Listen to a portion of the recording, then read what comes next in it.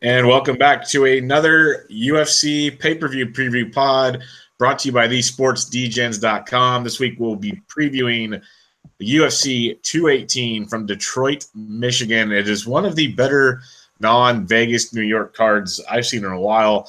We also have a little brief section on the TUF finale coming up this week as well. But before we get into all that, joined by two lovely gentlemen this week. As always, I have Dawk on my side here at @positive_Vig on Twitter. Dawk, how we doing? Good. How are you guys? Good. And the third men in this wonderful podcast, you can find him on Twitter at CWalkBets. Chris is back. Chris, how you doing? Doing well, guys. Thanks for having me. How are y'all? Good. Before we get into all of it, we've had a few fights since we last talked. Chris was on the 217 preview where Bisping disappointed us all like he usually does. But we've had 3 fight nights. Poirier, Pettis, Verdum, Tybura, and then Bisping got knocked out yet again. Doc, any big takeaways from those 3 cards for you? Yeah, I got to see Zabit Magomedsharipov fight again, and I can't wait to see him fight again. That guy is going to be very good. And I'm not big on hype trains, as you'll hear later in the podcast, but this guy is good. He's really good. He's a joy to watch. Awesome. What about you, Chris? Any big takeaways from the recent events? Man, I'll touch on that one with you, dog. That guy is incredible. I don't know if there's anything he can't do. He looks really good. He looks poised now that he can take on a lot of guys in the top of that division, and that's saying a lot because they got some decent guys up there. Other ones that I really want to touch on that I just really loved, Poirier looked amazing. And Matt Brown, that elbow from hell. I mean, my God. Yeah, I don't know Matt Brown elbow was that you could special. That was just incredible. That's the kind of stuff why Matt Brown keeps getting fights, because he could do that at like any given moment and just random stuff like that happens. I got nothing. That was just so impressive. Sweet. Some pretty good stuff there. Let's take a quick look. We have the TUF finale, I believe. I don't want to mistake. It's TUF 26, right? Yeah. It only says the Ultimate Fighter finale. It doesn't say anywhere here TUF 26. So I wanted to make sure before I pissed everybody off. But TUF 26, there's only 4 fights at the moment on UFC's fight card because we don't have the finale yet because it hasn't been on TV. Once the finale takes place, we'll obviously have more fights from fighters in the house and all that good mumbo jumbo. But with what is available, quick answers. We'll go Doc and Chris, and we'll keep doing that. Got Eric Spicely, who seems to be on a lot of cards these days. Give the guy credit. He's fighting a lot against Gerald Meerschaert, and this guy is a monster. So, Doc, what do you got on this one? Spicely's a local guy. He trained under a jiu-jitsu place in Providence. He's won a lot of Naga championships around here, like Gi Doki. Very high level. Meerschaert is a brown belt, I believe. Meerschaert's one of those guys that says, you don't want to go down the ground with me. Well, Spicely will very, very happily go down there with you. And I think this is going to be a fun fight to watch because I'm a jiu-jitsu guy and I love it. But might take a little shot on Spicely. Yeah, you can get Spicely at around plus 160 right now, and that's always been a takeaway with us is go to the ground, he's got a chance. If you're going to stang and bang, good night. So, Chris, what's your take on this one? I could see both sides of this fight.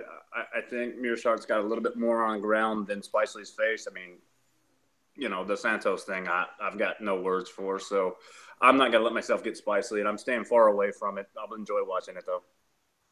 That was phenomenal, by the way. You just created a word I'm going to love.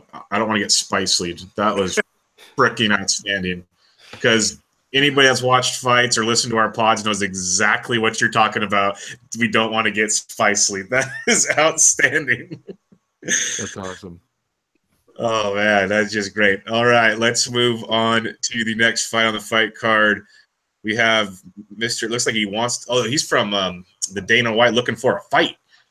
Sean O'Malley, 8-0, going up against Tyrion Ware. You can get O'Malley's a minus 260 favorite. It's heavy favorite for O'Malley. Doc, what are we looking at? No way should this guy be a 250 favorite over Tyrion Ware. I'll be probably taking a small shot on all these tough finale fights. I'm either going to pass or I'm going to make a small play on the dog, but I think there's a lot of value with Ware. He's more experienced. He's more well-rounded. Maybe not the better striker because O'Malley, he's got some sensational stuff on the feet, but if it goes into the, past the second round, into the second round or whatever, I think Ware can kind of wear him down. I think Ware's the bigger guy. So I'm going to take a shot with Ware. I think this price is pretty stupid.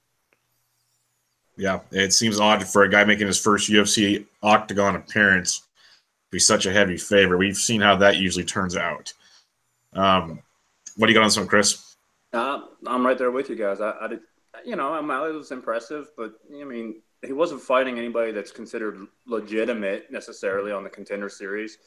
I think Ware's got some athleticism. I think he's got some speed. I think he'll be able to hang with him. I mean, as long as he avoids anything crazy early, I think he can kind of impose his will late. And, at that price, I don't know how you're not playing the dog here.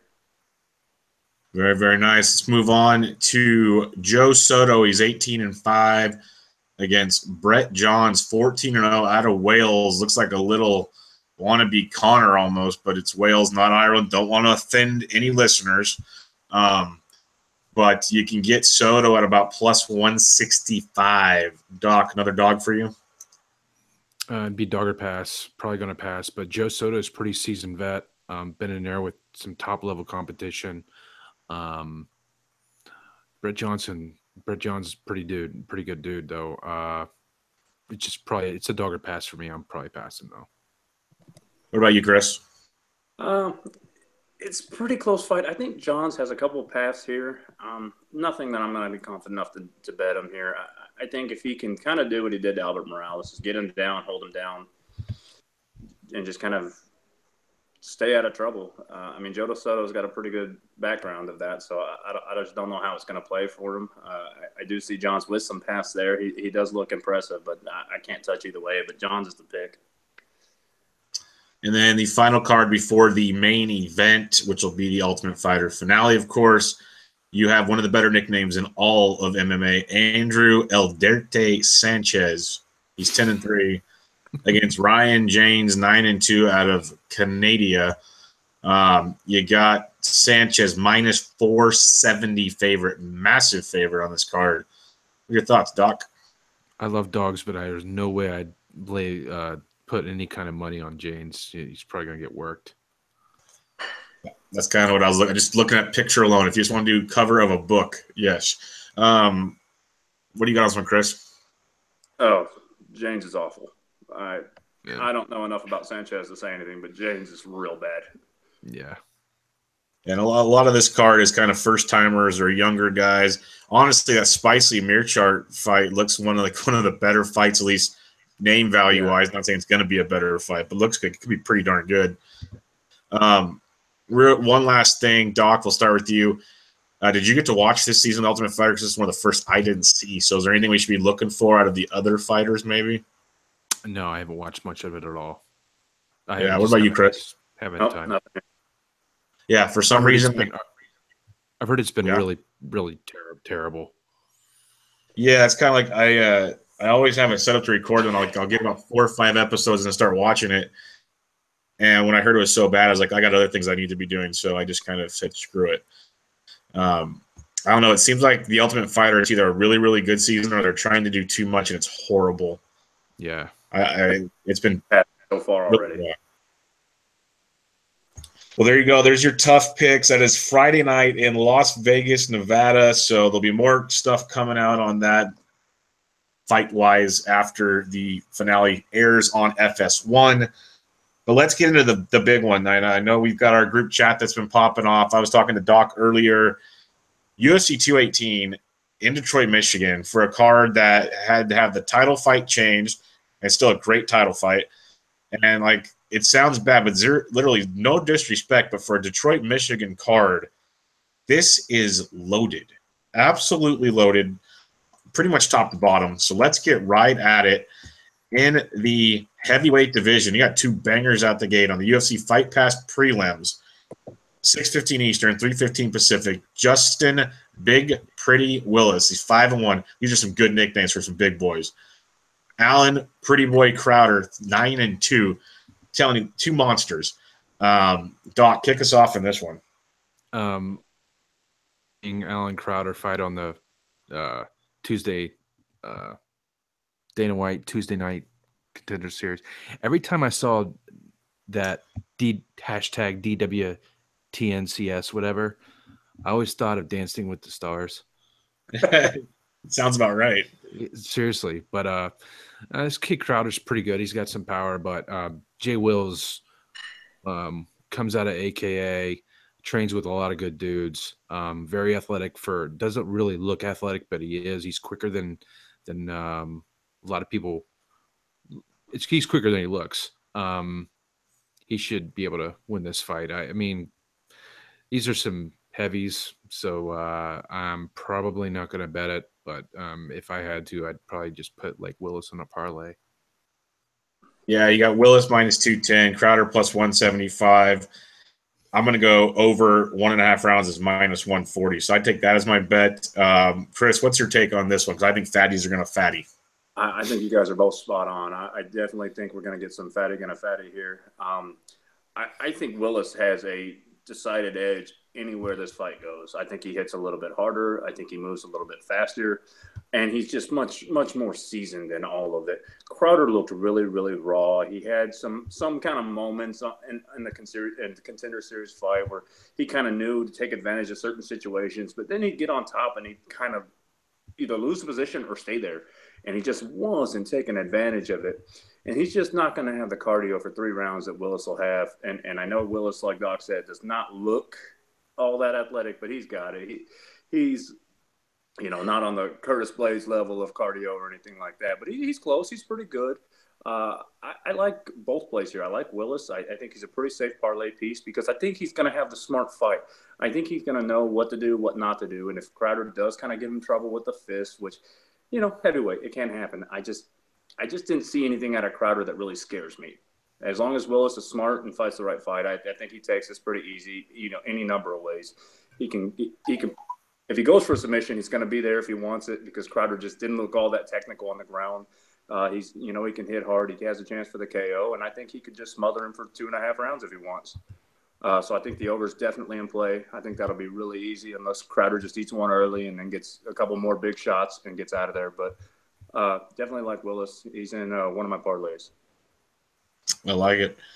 Go to the light heavyweight division. We got Jeremy Grizzly Kimball, 15-6, taking on Dominic the Devastator Reyes, 7-0. Looking pretty good in this one. You have Reyes a minus 400 favorite on this one, and the over under 1.5 rounds is minus 115 to the over. So even Vegas or the odds makers don't know if this is going deep. What do you got on this one, Doc? I think this is a ridiculous line. I think, how do I say this? I think Dominic Reyes is a minus 400 favorite due to some Lando Venata Ias.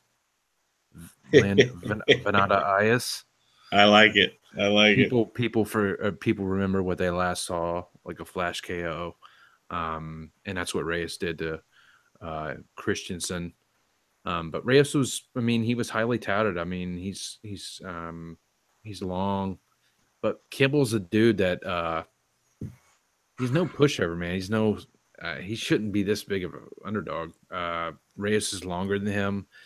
These guys are just like, I'm not even bet on this fight. Like, just leave it alone and just watch. Maybe a DraftKings like punt on Kimball because Kimball's got some power. He's just coming off a knockout win of his own against I think it was Stansbury or something. Stansbury, if I'm correct. Yeah, it was Stansbury, but it's just a pass, total pass. Yeah. What about you, Chris? Oh, Doc, you were so close. Just keep going down that path. We haven't seen enough out of Dominic. Yeah, he's highly touted. I mean, we've seen what 2 minutes of fight film on him in terms of UFC level of competition. And he looks like an extremely lean 205 to me. I just don't get it. I mean, look at those guys side by side. They don't look like they're weighing the same on fight day, and I don't think they are. Right. Kimball is unorthodox. I like his movement. He definitely throws in some feints. He keeps moving. He doesn't move his head enough for me, so he can get tagged right in the mouth, and he keeps his hands a little low. I think that's what happened in that first. Well, I guess the first fight was a slip against Lima, but then he took a few shots to the head and got knocked out. But I think at this price, I think you have to almost take a small stab on Kimball here. He's got some power. I think he's going to have a little bit of a weight advantage. Just looking at the guys and watching how they fight, he kind of uses his weight pretty well when he fights. He kind of moves it. I think he's going to have an opportunity here.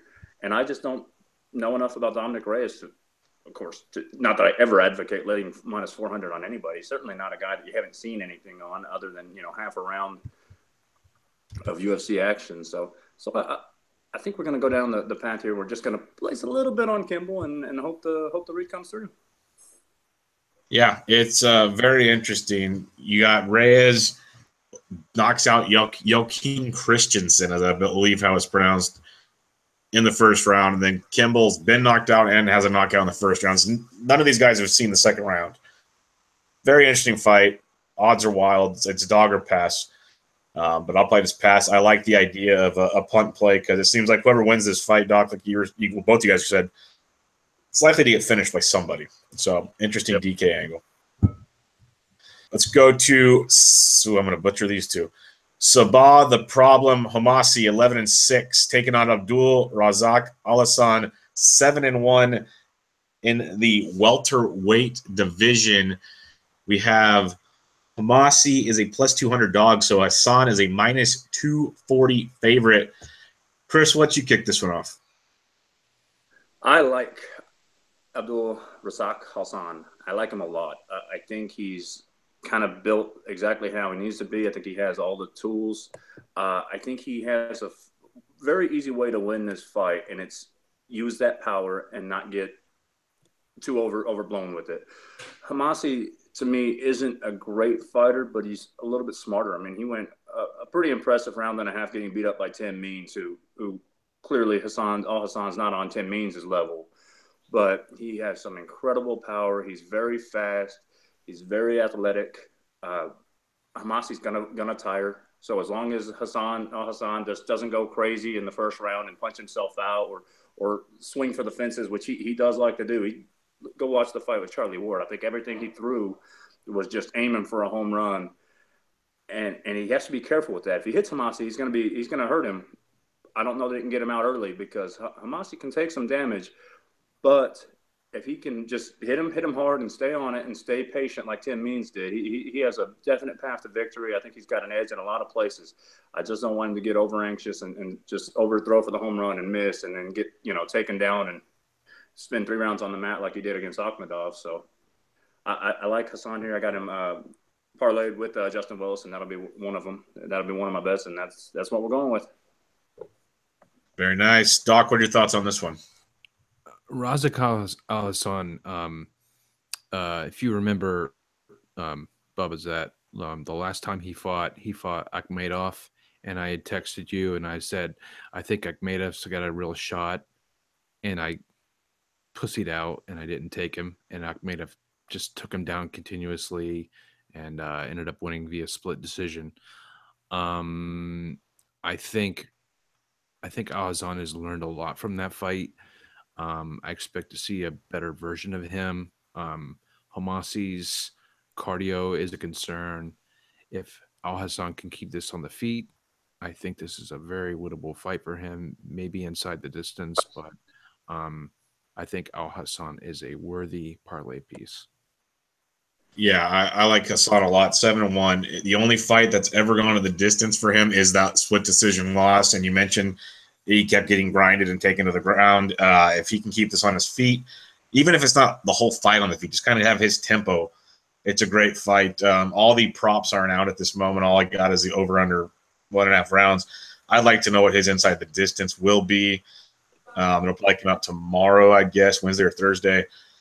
But minus 240 does make for a nice parlay piece. Very interesting play there. I agree with you guys. He's 7-1, and all 7 wins are by TKO. So this is a guy that can definitely has the power to make some magic happen. Don't mind him at all in a parlay or inside the distance in that one.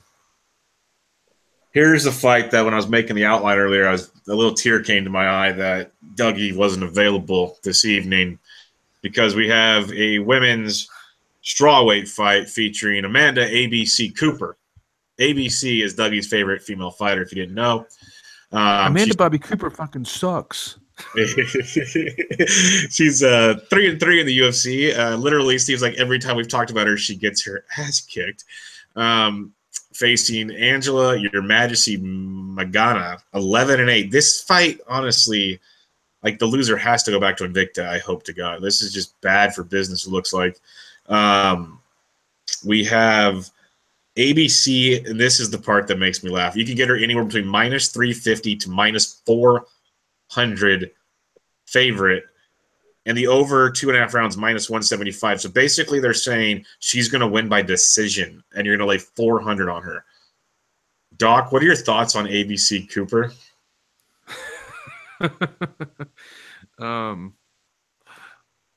What?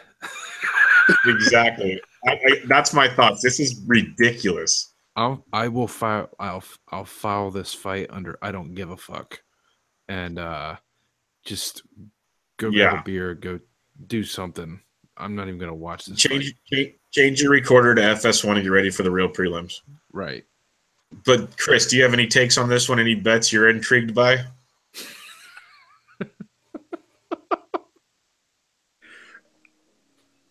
Okay, I've done a lot of dumb things, and I made a lot of stupid bets. I want to meet the person that thinks that they should lay 3 or 4 to 1 on Amanda Cooper in this fight, and I really want to know if they've watched her fights and what they saw to ever make them think this was a good idea. That's what I'm saying. This line is blasphemy. Terrible. And the worst part is the only person that's looked worse than her is Magana. Yep. I mean, exactly. This is just a shit show. When I broke it down, I looked at it and I said, okay, my pick is Cooper by decision. And if you can get that at a decent price, if you can get Cooper winning like 150 before the lines came out, I'm like, that's not terrible because Magana doesn't have a whole lot. But then when I saw the line, I'm like, my God, that's just outrageous. The only thing you can do with Magana is you can take a stab at Magana by submission, which I guess might be around +4, +5. Cooper's been gotten herself in a couple of submissions. She doesn't look great on the ground, and she's willing to go there for whatever reason. Granted, the girls that submitted her were significantly better than Magana, but Magana, whatever she does, if she does anything successful at submissions, so the arm lock or whatever it is that she does, that's her only path here, and it might pay 5 to 1 against a girl that is just as bad as she is. So I'm not playing it. If I had to pick, I pick Cooper in a pretty awful fight that I probably will not watch just because I don't want to torment myself. Yeah, this literally should be the prelim to the Fight Pass prelims, but it's the main event on the Fight Pass prelims. Ridiculous. All right, no more slandering them. Let's go to an actual women's fight that could be highly entertaining, hopefully highly entertaining. Kicking off the FS1 prelims, 8 Eastern, 5 Pacific. In the strawweight women's division, yet again, the number 9 strawweight Felice Lil Bulldog Herrick, who's 13-6, going up against the 11th flyweight Courtney Cast Iron Casey, who is 7-4. You can get Herrick at about a minus 150 favorite, which is not bad actually. It should be a really, really good fight. Chris, kick us off on the FS1 prelims. I don't have too much on this one. I like Herrick. I think it'll be a good fight. The thing that scares me about Casey is her power. I think she's got some pretty good pop for women's division. I don't think she's winning a decision here, and I think that Herrick can hold off and not get knocked out. So I'll go Herrick by decision. What about you, Doc? I think the path to victory is for Felice to take this to the ground. I don't think she wants to strike with Casey. This line's kind of gotten out of control, in my opinion. I think this is more of a pick'em fight. and it's like a kind of a dog or pass situation for me.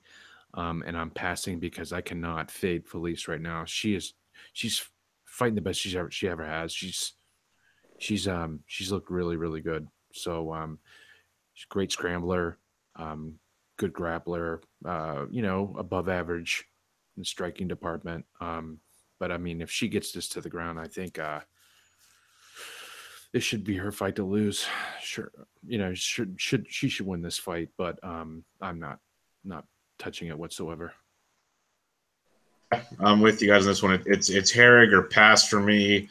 Likely a pass just because, well, no offense, but it's two women fighters, and I don't know what the hell's going to happen. There might be mom quit or something. Who knows? Who really knows? But I am looking forward to the next fight. This is our boy. This is the podcast darling, David Tamer, 6-1, coming off of that Lando Venata W, 3 straight wins in the UFC against Drakkar Klose, 8-0-1, coming off a big win in his last fight. 2 really, really good up-and-coming fighters who have earned their right to get to this point. And we have Tamer at a -175 favorite. Very large. Odds also favorite going the distance, or over 2.5 at least. Should be an exciting fight. We know they both like to grind it out for the most part. Doc, what do you see on this one? I was actually shocked when the line came out. I talked it over with you and Chris. I thought this was going to be a line a little closer. I put Tamer in a parlay with Henry Cejudo. I like Tamer a lot. I think he's way more technical striker. I think a lot of people are going to look back at the victory that Klose had over Mark Diakese, and the thing is that Diakese couldn't check leg kicks, and Tamer will check leg kicks. And I just think that speed and the technical striking of Tamer and the overall ability of David Tamer is going to win this fight. I just think he's going to outvolume Klose, and he's going to, if he controls the pace of the fight, this is his fight to lose. I like Tamer a lot. I do not blame anybody for taking a shot with Klose. Don't blame you if you do, but I like Tamer. Yeah, I agree. This should be Tamer's fight. Klose, very, very good opponent, very rightful opponent. The line surprised me. Like, I don't look at lines until I announce it, basically. I haven't looked at the line at all. So that one surprised me quite a bit. But Chris, what do you have on this one? I'm in the same boat with Doc. I think Klose had a good performance against Diakese, but I think my thing on that fight is the same thing as my thoughts on the Al Hassan fight. I thought Diakese had a pretty bad game plan. Diakese throws that wild stuff. He likes to get, kind of a little too aggressive, doesn't stay very technical, doesn't stay back and go with what works for him. They kind of get all hyped. And I thought Diakese had a terrible game plan, and Klose took great advantage with the kicks and then just taking him down. Diakese, just doesn't have the ground game to want to stay down there with him. And he really couldn't do anything against it. I think you have the complete opposite in this. I think you have a guy that's very, very smart, high fight IQ, very good against the takedown. I think Klose is in for a decision loss here. Tamer has the power to get him out, but I don't think it's going to happen. I think you're going to see the decision, and I think it's going to go Tamer's way. Klose is at home in Michigan. I think he wrestled up there, Michigan State, I believe. Yeah. So he's got that going for him, but I don't think that's going to be his path to victory in this fight, just because I don't think Tamer's going to let it go there. I like Tamer here. The problem I have with this, and I have it a few times on this card, is I think this fight is a lot closer than the line indicates, even though I like one side a fair amount. I don't think you can straight bet a lot of these because I think you can get hurt by them. But I do like Tamer as a parlay piece here, and he'll be in one. Very nice. We go to the welterweight division, the number 15 welterweight, Alex Cowboy Oliveira, 17-3-1, taking on a very good young fighter, well, not super young fighter, Yancy Medeiros, 14-4. This fight should be really good, in my opinion, and Oliveira is a -200 favorite. Very, wide gap. Maybe I'm overlooking something, but Chris, kick us off on this one. I think this one just goes back, and you kind of got to look at who they fought and who they've had success against. Medeiros had success, but he hasn't had success against guys that I consider to be really, middle or top guys in the division. I mean, he has losses to Trinaldo, Poirier, Jim Miller, Rusty Cables. I'm going to put Cowboy in that class. I kind of faded him a few times, Cowboy that is, and I really thought he wasn't everything that he is. But in all honesty, I think he's one of the more well-rounded fighters they have. He does a little bit of everything. If the fight needs to go down, he can take it down. He can submit you.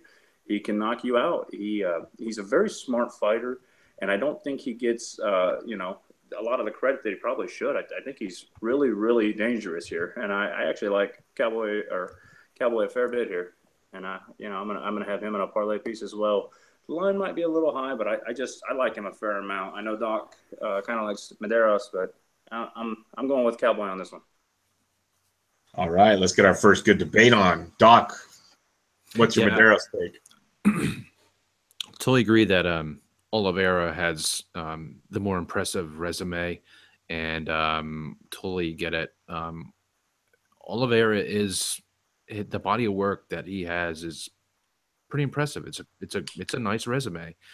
The thing I like out of Medeiros is his striking and his diverse striking. I thought against Eric Silva he looked a lot better. I think he's improved every fight. I just think at plus 170, I might take a small shot at Medeiros. I think Medeiros is tough. He's very durable. This is going to be a good fight. This is going to be a very good fight. But I'm thinking that Medeiros can maybe push this to the cards, and if it goes to the cards, anything goes. So I'm going to go with Yancey here. Is Medeiros going up in weight for this? Yes. No, he's not.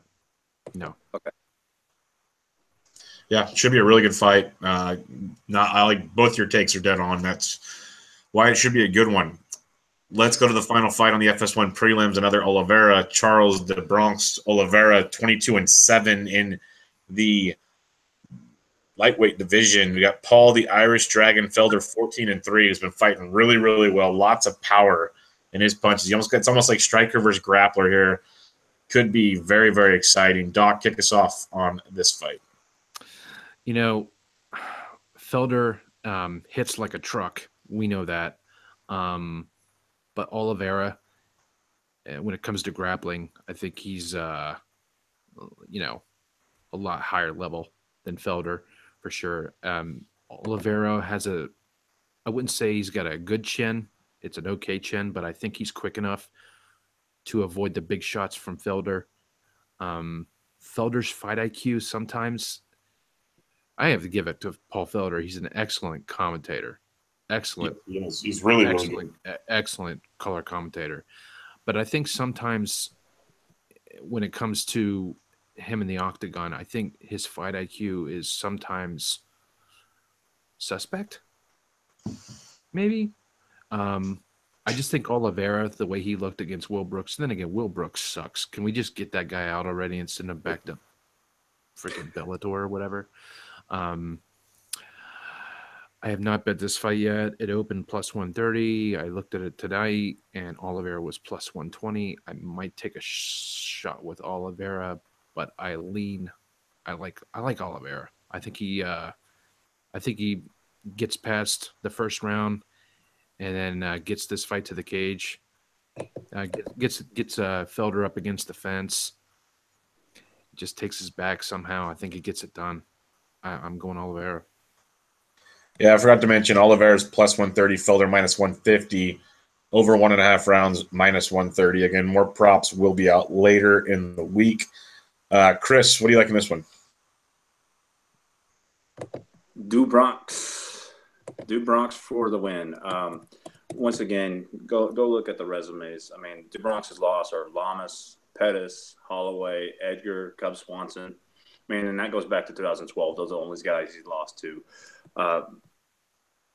I'm with you. I'd like his commentating.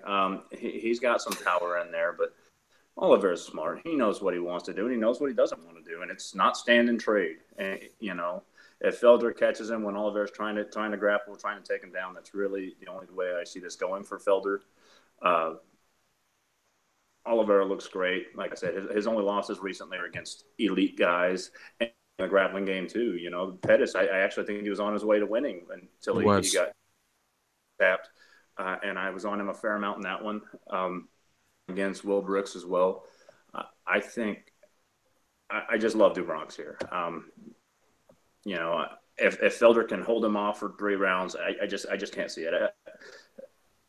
Chances he's gonna be on him. He's gonna have the chance to get the submission in there, and he's arguably one of the best in the game at doing it. So he's gonna have a chance here, and you're getting plus money. You got to take it. Yeah, I like it. I would have to add that if you, I think Oliveira's path to victory is via submission. I would have to imagine that inside the distance is probably a nice number too. So might want to take a look at that. Yeah, it should be really nice. Both good, and maybe this is the fight that lets Felder do announcing full time, because I'm 100% on board with both you guys. He is one of the better fighters turned announcers out there. He puts guys like big old Cormier to shame. That's not hard to do, but he does. So, yeah, good stuff there. Now let's head to the pay-per-view, where this one is worth the price of admission, at least on paper. Really good stuff here. It kicks off with a women's strawweight fight, the 5th ranked versus the 6th ranked. We got Tisha, the Tiny Tornado Torres, 9-1, going up against Michelle, the Karate Hottie Watterson, 14-5. Really, really good fight here. Pretty much the winner. Rumor has it the winner gets to face Thug Rose, even though I'm pretty sure if Joanna wants a rematch, she'll get a rematch. But Tisha's a -230 favorite. Watterson +190. Watterson coming off her first loss in the octagon, and Tisha is the only one, I believe, to beat Thug Rose.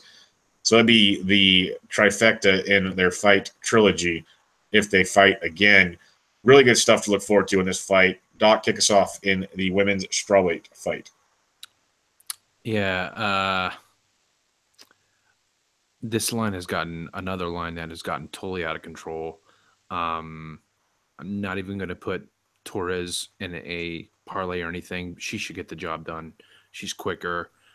She's the better strike, much better striker. Even though Watterson's got some nice strikes, some nice kicks and stuff. Tisha Torres is a different animal. I think she's just better all around, and she should get the job done. I like Torres a lot, but this line's I think this line opened up a pick, I think, and now Torres is like -200. That's crazy. Yeah, it's 230 in some shops. Yeah, it's not even worth it. No. What about you, Chris? I don't believe I'm about to say this, but I'm excited for this fight. Yes, yeah. Should be a really good fight. Yeah, it could be. This should be really good. I before the lines came out, I was hoping for a good price on Watterson. I thought she had a pretty good shot here. And then when the line did come out, and then I see what happens, and then watching some film again, Tisha's fast. Tisha is really, really fast, and she's smart. She gets in, she hits you a couple times, and she gets out. She's really impressive. I think she's got the better edge here. If she messes around, she gets cute, Watterson can catch her. Watterson can submit her. I don't really think that's how it's going to go. I think Tisha has a pretty good fight IQ. I think she knows where she needs to be. She kind of, for being a little bit smaller, she kind of knows exactly what to do. And it's that speed. Get in, hit you a couple times, get out. And that's, I think, what she's going to play on here. So, no bet. If I had to make a pick, it's Tisha. But I'm once again looking forward to watching it. Just don't record that. Definitely one worth sitting and watching. I'm a big fan of Watterson, but there's a point where maybe you should just stay at home and watch the kids, because I think the sport's about to pass her by, and it might happen Saturday night. And it's not any disrespect to her; it's just the way it goes. And I'd love to see Tisha versus Thug Rose Part 3. I think that would be one of the better women's fights we've seen in a long, long time. All right, let's head to the fight between the two coaches of TUF 26 in the lightweight division. You got number 4 lightweight Eddie, the Underground King Alvarez, 28-5 against Justin, the Highlight Gaethje, 18-0. He made his debut against Michael Johnson. If for some reason you're listening to this podcast because you like the UFC and you haven't seen that fight, stop the recording, pick it up later, and go watch that fight. Absolutely amazing. Yep. And this has the potential to be just as insane. And before I hand it off, you got Gaethje is about a -175 favorite over Eddie. Chris, take us away. Another just excellent fight. If you're a fan of MMA, you're a fan of violence, don't even blink during this fight because you're going to see so much happen. I'm going to go ahead and throw it out there. I enjoy Gaethje. I don't know how you watch the guy and don't enjoy him. So if I had to make a personal rooting for pick, I just want to see Gaethje win because I think better things happen for the division. I think he immediately goes up for a title shot there. So that's kind of what I'm hoping for. Betting standpoint, though, and a fight standpoint, this is probably a bad matchup if you're laying money on Gaethje here. The guy gets hit a ton. I mean, he can take it. He recovers. I mean, what was he out on his feet, 3 times against Johnson? Alvarez is the same way. He's all about violence. He comes from that Robbie Lawler school of let's just bang for a while, and he's going to do it. They're both going to get it on. This is going to be crazy. I don't think you can bet this. I think if you had to make a bet on this, it's got to go on Alvarez. He's going to have a chance to hurt Gaethje. He's probably going to hurt him.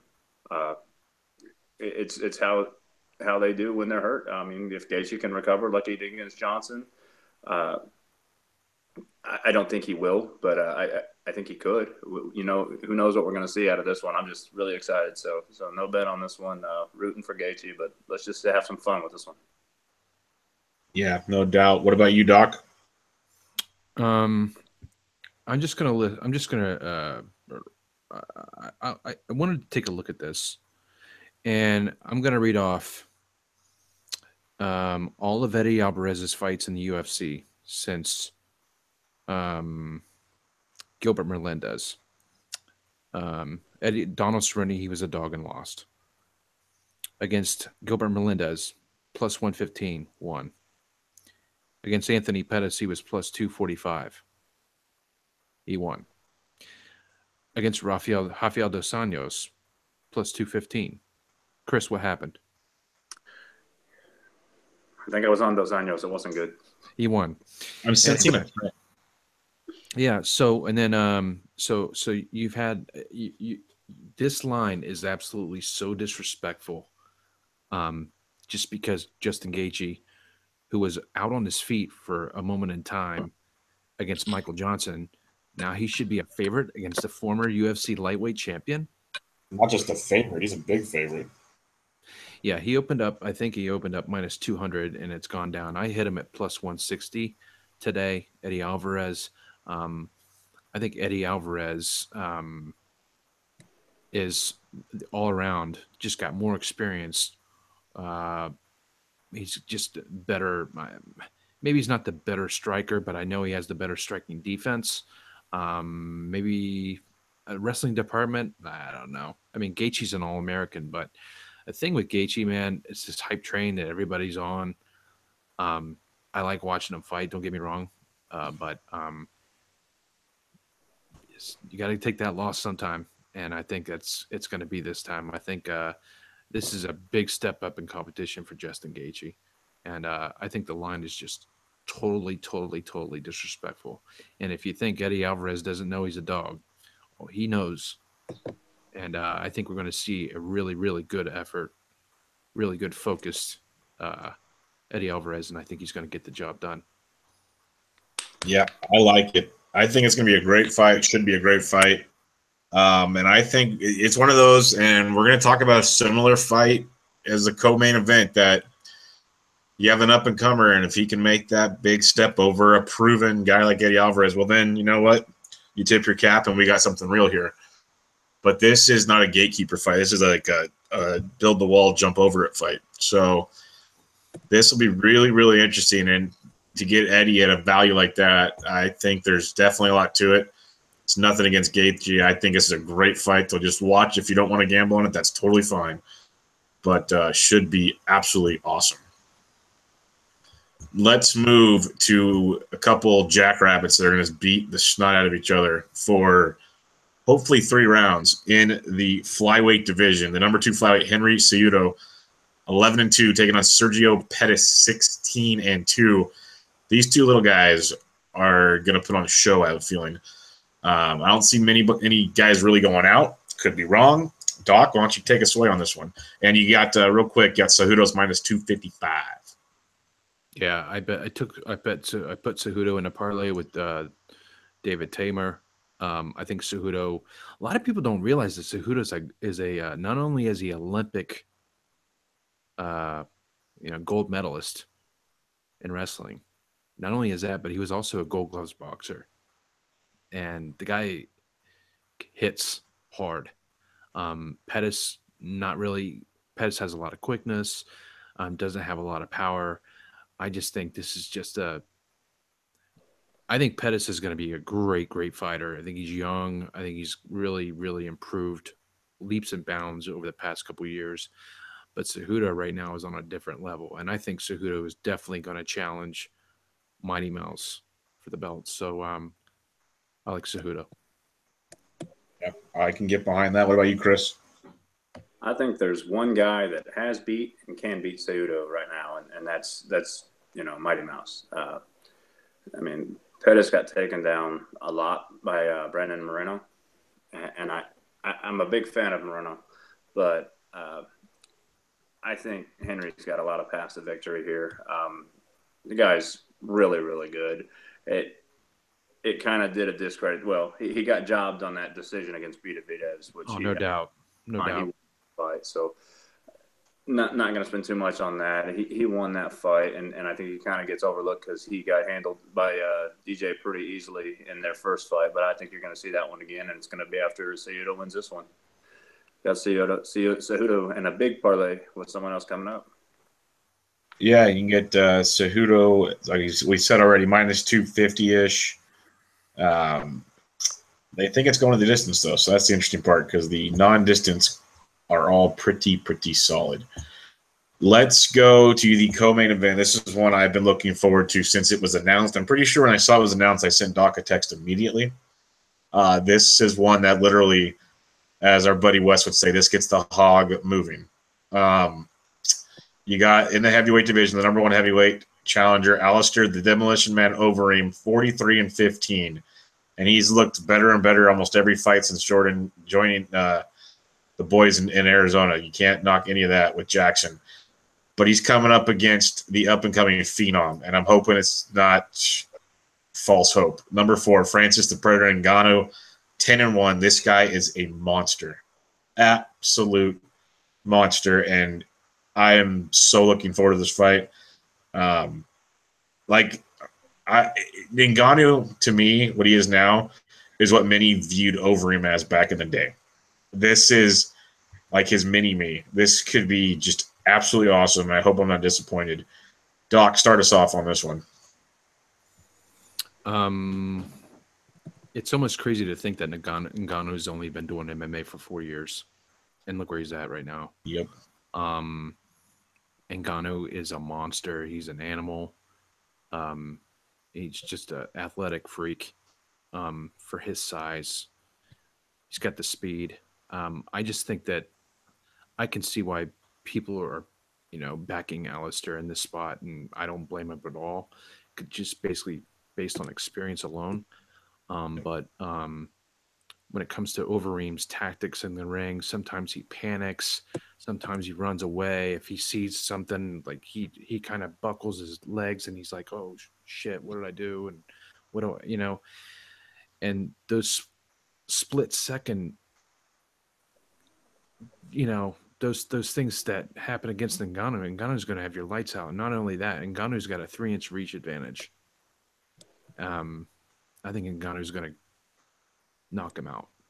I think, and plus not only that, the whole runaway tactics. I think Ngannou's speed, he's going to be able to close the distance, and the runaway tactics and the suspect chin that Overeem has is going to be his downfall. So Ngannou by knockout. Yeah, Ngannou's minus 260, Overeem plus 220. Ngannou inside the distance is minus 185. Very intriguing stuff. What do you think, Chris? I see this going one way, and I don't see it going any other way, and I really hope it doesn't. Ngannou is just a monster. I don't know that there's enough words that you can say about that guy. He is scary. He is big, and he hits really flipping hard. I think he just set the record for the hardest punch recorded recently. Yeah. I think that video came out. Well, you know, if Overeem has an issue when he loses, how does he lose? He loses by getting knocked out. You know, that's it. What his last 5 losses are by KO. You know, that's what he's got to worry about. And that's probably not what you want to hear when you're trying to, you know, fade a guy that just set a record for the hardest punching power ever recorded. You know, I think if Overeem wanted to go back and try to wrestle for 3 rounds would be his best bet here. I don't see that. I think he's going to do what he does, and it's stand and punch. And I think Ngannou's going to cut off the cage. I think he's athletic. I think he's smart. I think he's going to land one of those bombs, and Overeem's going to sleep. Got him parlayed with Cejudo. It was at the opener, so minus 190. All that money coming in on Ngannou, I think, kind of shows you where everybody thinks this is headed. And that parlay is it was plus money at the opener, so it was plus 112. So I'm hoping for Cejudo and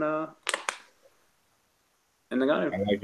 I like it. One thing when you look at Overeem, so his last 2 fights, he gets a majority decision win over Verdum. He gets a third round knockout over Mark Hunt. And if anybody remembers watching that fight at 209, Mark Hunt had Overeem on Queer Street a few times. And I'm pretty sure those punches coming from Ngannou are going to finish things, not put him on Queer Street. So it's like, I have all the respect in the world for Overeem. Like what Dawk said, I get it. You know, you're getting anywhere from plus 180 to plus 220 on a veteran. I get all of that. But this guy, I'm not getting in Ngannou's way. Ngannou, as our boy would say, is going to do some damage in this fight. I hope to God he does some damage in this fight. An intriguing play to me is the over 1.5 rounds is plus 105. Just for the fact I can see Overeem trying to dance for a little while and avoid him.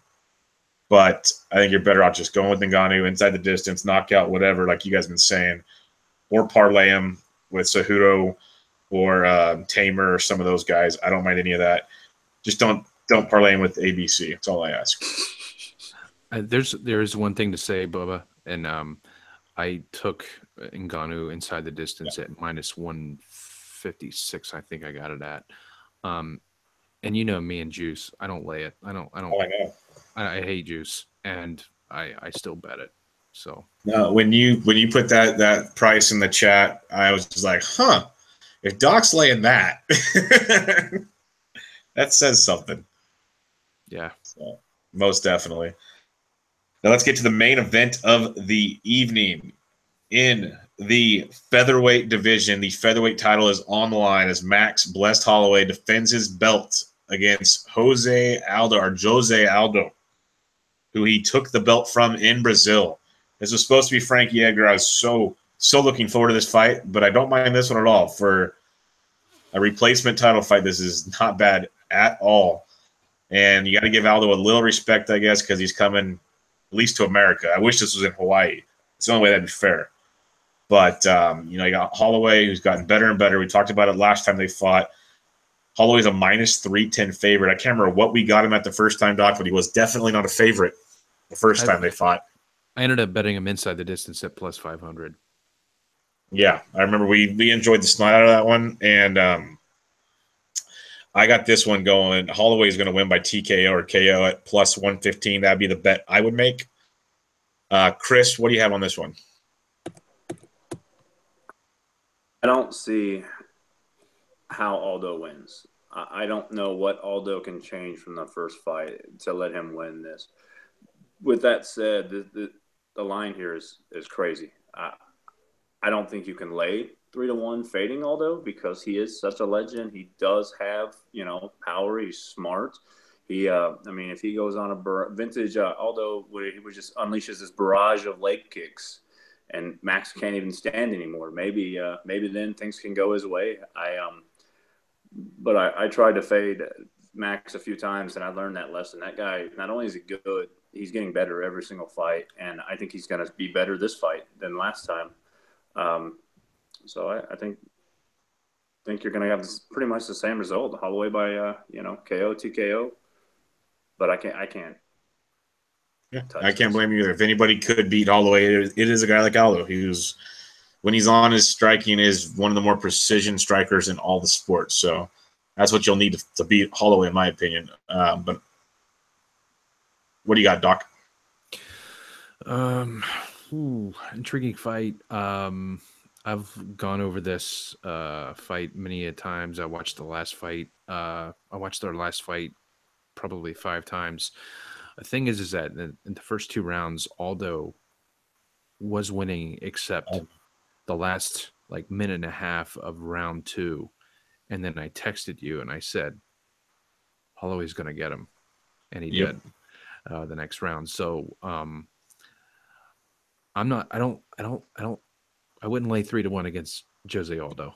Let's just put it that way. I do understand that Aldo's had a leg injury in that fight and during camp.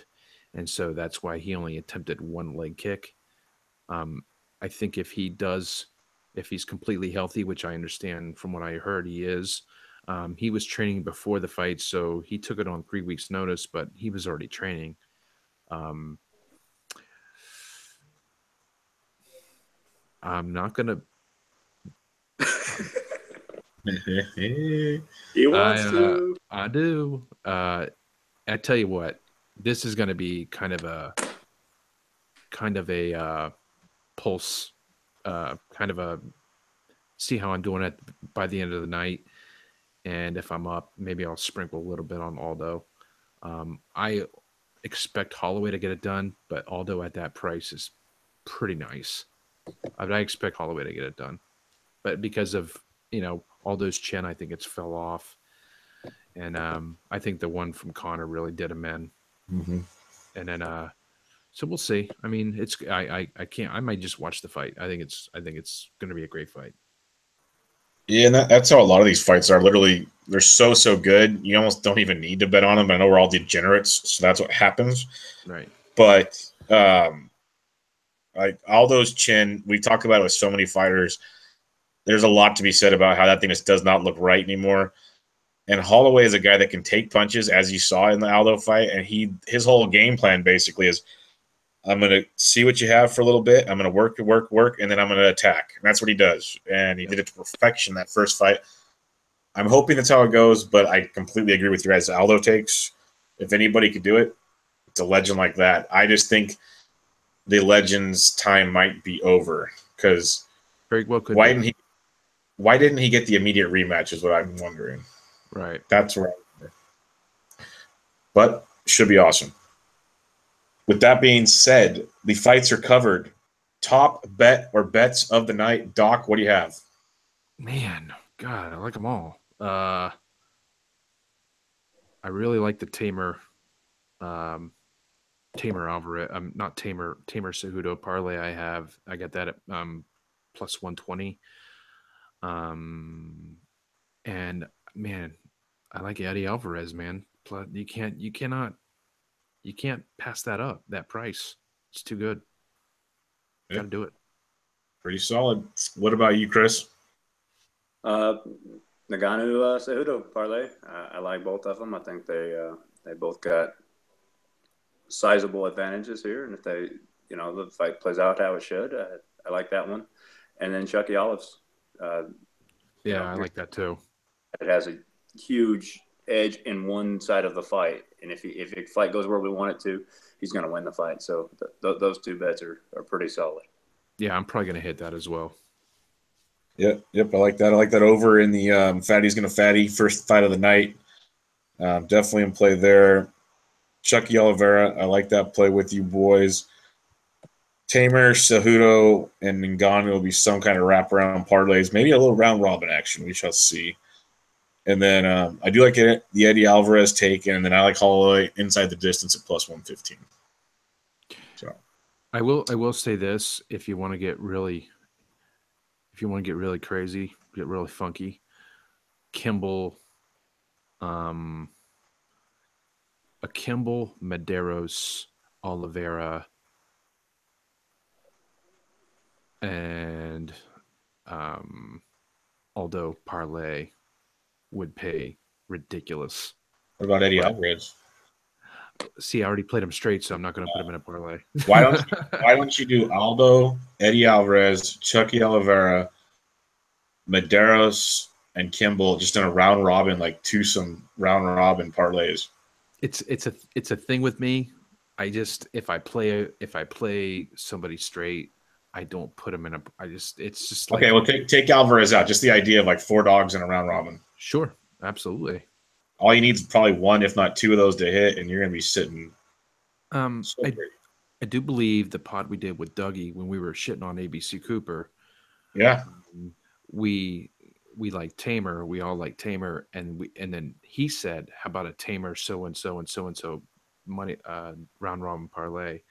And I think 2 of the like 3 of the 4 hit. Yep. So it was a pretty day for him. Yeah. Chris, what's your fight of the night prediction? Wow.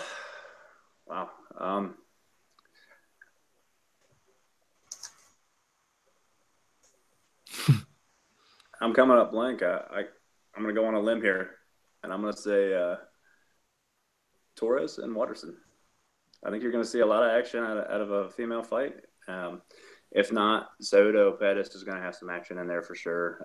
Obvious choice is Alvarez Gaethje, but I'm trying to stay away from it. Yeah, that is the obvious choice, and I hope it is. But Doc, what's your fight of the night? Yeah, everybody's saying that Gaethje Alvarez is going to be the fight of the night, so I do agree with Chris to kind of just stay away from it. I'm going to go with Medeiros Oliveira. I think that's going to be a really, really fun fight. Yeah, there's a lot of really good ones. I'm going to go with, this might be the easy way out because I'm not going to do the Alvarez Gaethje, just like you guys said. I'm going to go Holloway Aldo. I think this could be one of those 4+ round just bangers. And because Aldo, the one thing about Aldo, which you got to give him, even if he doesn't have it, he does still have that ego and he wants redemption. So he's going to go out on a blaze of glory. Mm-hmm. And and Holloway just bangs, period. So that could just be an outstanding fight. I'm pumped on that one.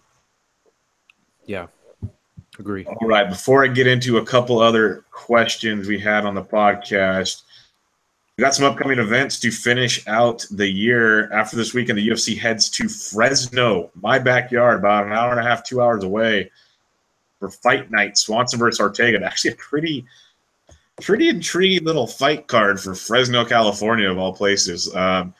You got Swanson Ortega.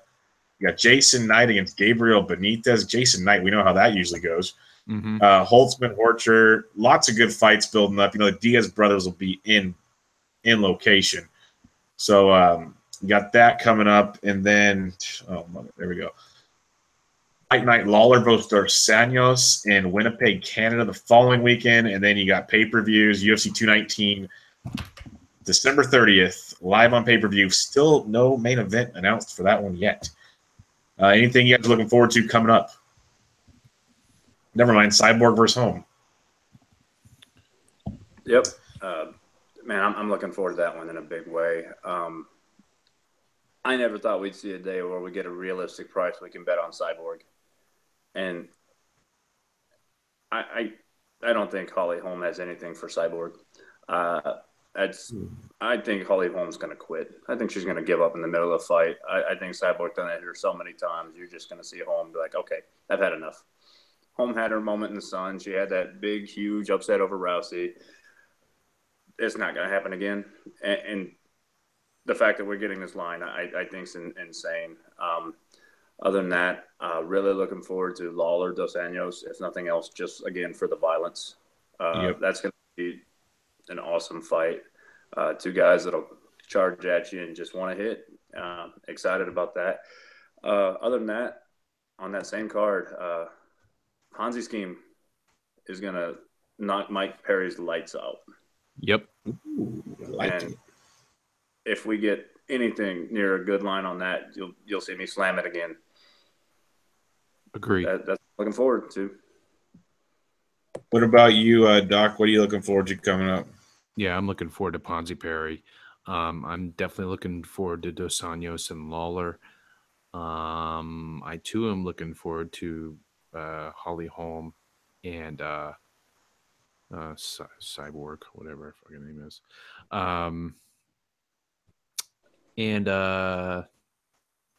Yeah, that's pretty much all I'm looking forward to. So, it's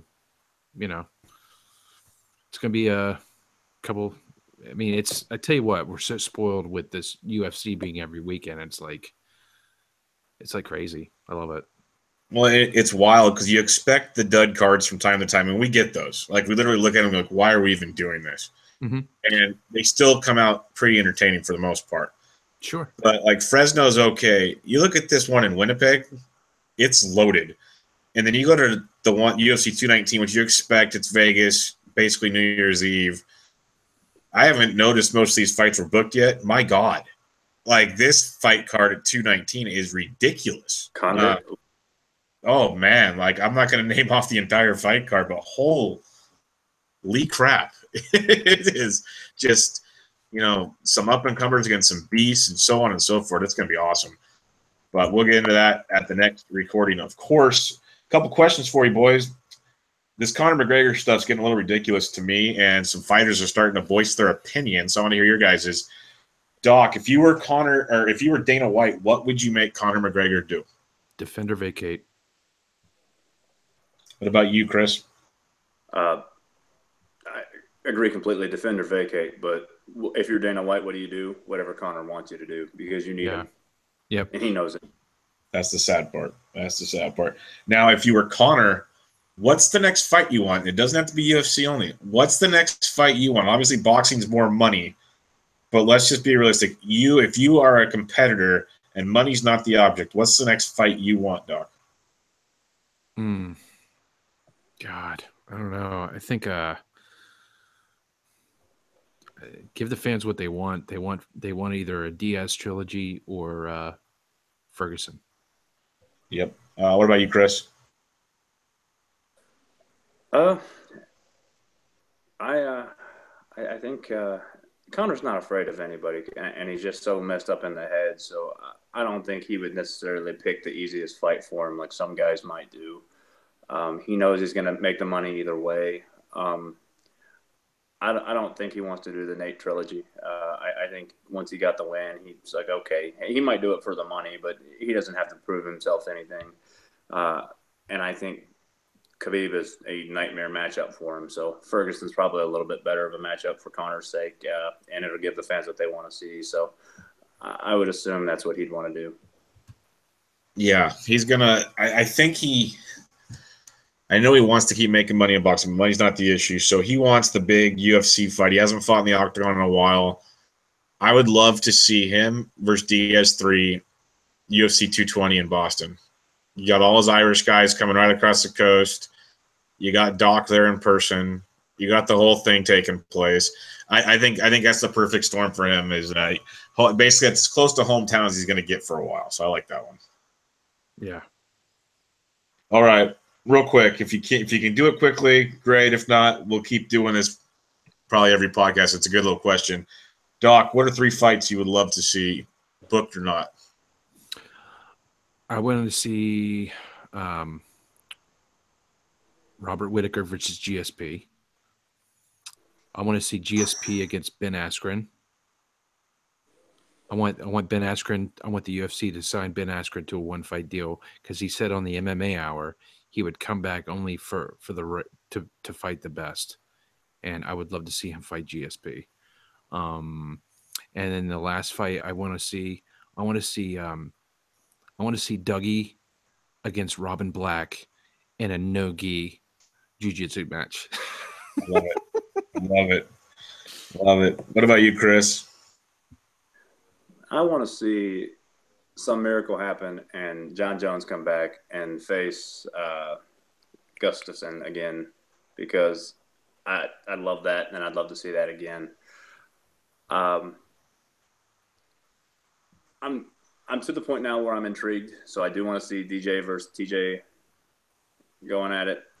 I don't think that'll happen necessarily. I don't think DJ wants any part of it. And I want to see a JJ rematch, because I don't understand how she lost.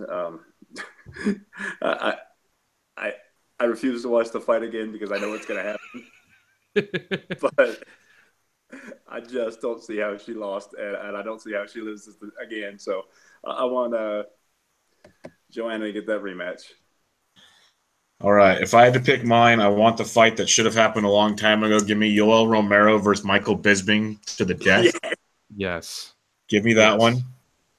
I want, and this, I know this is the shout out to you, Dougie. I want Khabib versus Tony. I want that fight. Yeah. And then this one's a little off, but let him do his steroids if he wants. I don't give a shit. I want John Jones versus Haganu. Because we know Jones can go like 240. Keep it under 265. I think it's closer than people think. Yeah. I think it could be exciting. Yeah. Because we have to be realistic. I know they don't want it to be like cage fighting is like, unsolicited violence and all this. But also in the grand scheme of things, the fans want these fights. So there's got to be like a line in the sand where you there's like a little wiggle room, if you know what I'm trying to say. There's got to be a little bit to it. Totally. So I would love Jones and Ngannou will never happen. The other two could happen, but I would love Jones and Ngannou, or Jones against any of the big heavyweights. Give him a heavyweight title shot. I want to see him fight one of the big boys. That's what I want. Oh, I forgot to mention upcoming events in Fresno. Eric Anders is also fighting the former Alabama player. He's fighting on that main card. Nice. I'll go ask him how Auburn did. Yeah. Oops. But awesome stuff, guys. Good pod in the books. Again, UFC 218, very solid pay-per-view in Detroit. You can find Dawk on Twitter at +_Vig. Chris is on Twitter at CWalkBets. I'm at BDentric. Follow the Sports Degens at the Sports Degens. Gentlemen, thanks for joining us once again. Hey, Doc, you got one thing, Bubba. Now that we've talked about the fights, we got to talk about the main event of the weekend, which is you and I for the playoff spot in the fantasy football. Okay, let's go. Hash it out. Hey, real quick, Chris. For a week, please. I'm going to sneak into them playoffs if I win out, by the way. Yeah, if I win, too. I get it. If I lose, one of y'all gets it. Yeah, no, I just got to win out. Yep, this should be the last one. I wish starting now. I wish Zeke would have taken that suspension in the first 6 weeks of the year, but whoops. Yeah, I know. It's gonna be fun. Football is such a cluster F this year. It's unbelievable, So, should be awesome. But gentlemen, thanks for joining us. Let's enjoy some awesome fights, some awesome football conference title weekend. I know Doc finished recording the Saturday Edge right before this, so go check that out. Previewing those games on Wisconsin. See you guys later. See you, boys.